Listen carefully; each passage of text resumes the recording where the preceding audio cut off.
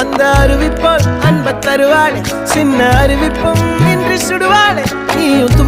தும்மிடி ஆயுசு நூறாக என் உயிர் உன்னோட பத்திர சொத்தாக என் பார்வை உன்னோடு உன் பொம்மை கண்ணோடு பேசாமல் விண்ணோடு நாம் மிதந்து போவோம் காதாரா அடியானாலும் நான் தாங்க மாறோடு